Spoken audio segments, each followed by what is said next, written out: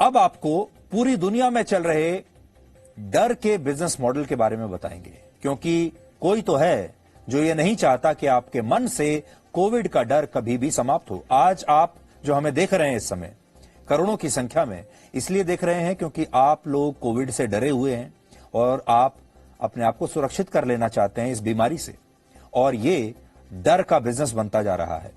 ये कोविड की दवा बनाने वाली वो बड़ी बड़ी फार्मा कंपनीज हैं जो चाहती हैं कि आपके मन में कोविड का डर सदा के लिए बैठ जाए और उनकी वैक्सीन हर साल ऊंचे दामों पर बिकती रहे, चाहे वो बूस्टर डोज के नाम पर बिके, चाहे वो प्रिकॉशनरी डोज के नाम पर बिके, चाहे वो बच्चों के नाम पर बिके, चाहे वो बुजुर्गों के नाम पर बिके, लेकिन हर साल ये डोज जो है वो बिकती रहे।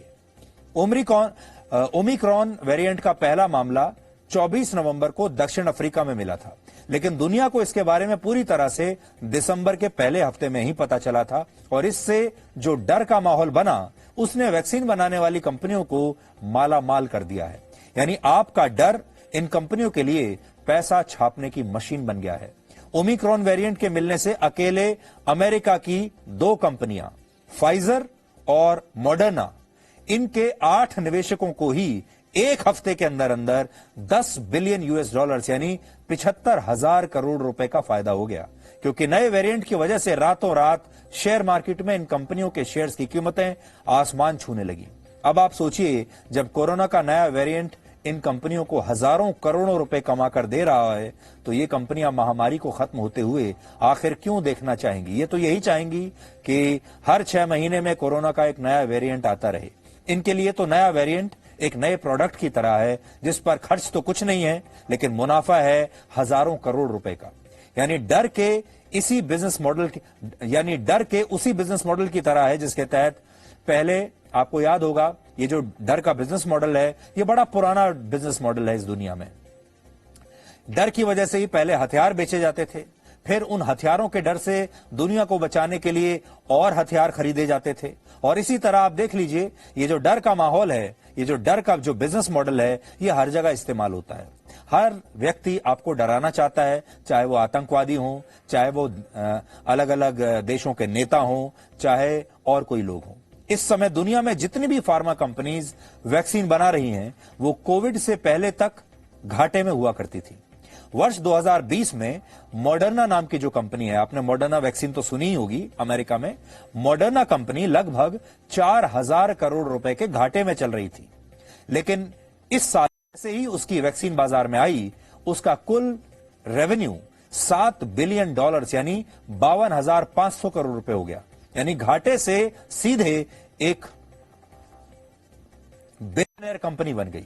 इसी तरह फाइजर का वर्ष 2020 में टोटल रेवेन्यू 8 बिलियन डॉलर्स यानी लगभग 60,000 करोड़ रुपए था, लेकिन 2021 में उसका रेवेन्यू बढ़कर 19 बिलियन डॉलर्स यानी 1,42,000 करोड़ रुपए हो चुका है। और यह हुआ है कोविड और उसके डर की वजह से। तो सोचिए, ऐसी जो फार्मा कंपनीज हैं, ये भला कभी क्यों चाहेंगी कि कोविड इस पूरी दुनिया से मिट जाए? भारत में कोविशील्ड बनाने वाली company serum institute of India के रेवेन्यू में भी जबरदस्त उछाल आया है।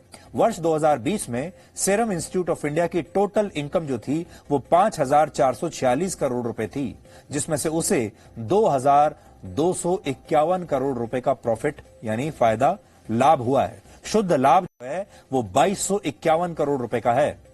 इस हिसाब से कुल आय में उसका लाभ हुआ 41%। इसे आप ऐसे समझिए कि हर 100 रुपए में से 41 रुपए इस कंपनी का मुनाफा था। वर्ष 2020 में भारत में जिन कंपनियों ने भी 5,000 करोड़ रुपए से ज्यादा का कारोबार किया, उनमें सबसे ज्यादा profit serum institute of India का ही रहा है। हालांकि ऐसा नहीं है कि यह प्रॉफिट सिर्फ सीरम इंस्टीट्यूट ऑफ इंडिया को हुआ।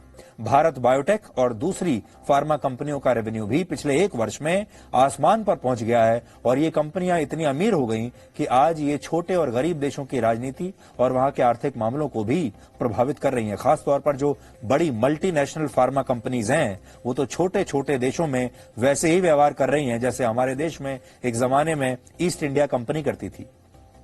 और वो ऐसे कि जो बड़ी मल्टीनेशनल कंपनीज वैक्सीन बनाती हैं, उनकी हर देश के साथ एक सीक्रेट डील होती है।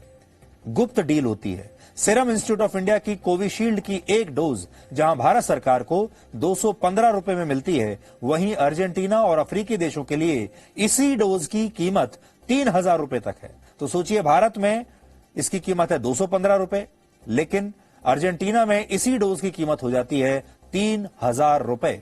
फाइजर कंपनी तो अपनी एक डोज बनाने पर सिर्फ $1 यानी लगभग 75 रुपए खर्च करती है। इसके बावजूद अमीर देशों में फाइजर एक डोज $30 यानी 2200 रुपए में बेच रही है और गरीब देशों को भी इतना ही पैसा चुकाना पड़ रहा है। यानी फाइजर की एक डोज है 75 रुपए की और बेच रही है 2200 रुपए में। अब माना जाता है कि ये कंपनियां ऐसा इसलिए करती हैं ताकि वैक्सीन की पहुंच छोटे और गरीब देशों तक ना हो और वहां कोरोना के नए नए वेरिएंट्स ऐसे ही मिलते रहें। क्योंकि अगर इन्होंने एक ही झटके में शुरुआत में एक ही साल में 2 साल में दुनिया के सारे लोगों को कवर कर दिया, सारे देशों को कवर कर लिया, फिर तो ये बीमारी 1-2 साल में ही मिट जाएगी। तो फिर उनके धंधे का क्या होगा, बिजनेस का क्या होगा। इसलिए बहुत सारी कंपनियां ये कोशिश करती हैं कि दुनिया का एक बड़ा भाग ऐसा छूटा रहे जहां पर वैक्सीन ना पहुंचे, क्योंकि जब वहां वैक्सीन नहीं पहुंचेगी तो नए नए वेरिएंट और ये बीमारी जो है वहां जिंदा रहेगी। उदाहरण के लिए ओमिक्रॉन दक्षिण अफ्रीका में मिला। दुनिया की कोई भी ताकत वायरस के नए वेरिएंट्स को तब तक हरा नहीं सकती जब तक दुनिया के सभी 800 करोड़ लोगों को यह वैक्सीन ना लग जाए। और अभी दुनिया में यही हो रहा है। अमीर देशों में और खासकर पश्चिमी देशों में वैक्सीन के बाद अब बूस्टर डोज भी लगनी शुरू हो गई हैं।